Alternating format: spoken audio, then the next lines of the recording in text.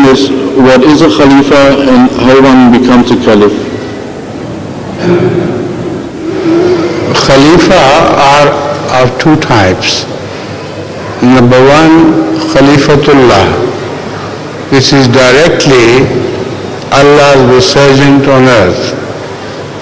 He is appointed by God Himself, and He knows better which of His servants is capable of becoming His deputy on earth. So they are called Khalifatullah. The first caliph we know from our history is Adam. He was appointed by Allah as His vicegerent.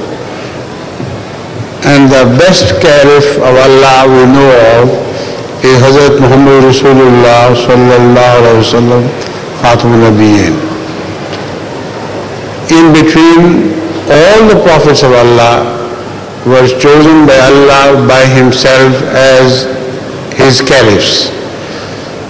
The second type of caliphate begins after the death of a caliph of Allah.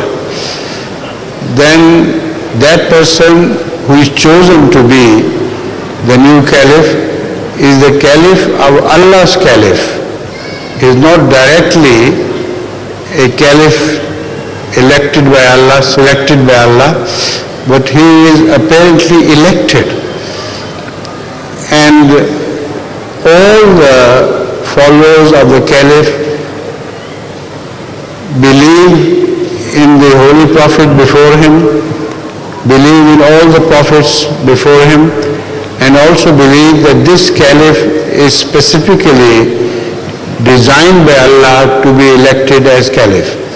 So apparently there is an election, but this election is governed by Allah in a manner that always the right person is chosen. This is the second type of caliphate. Es gibt zwei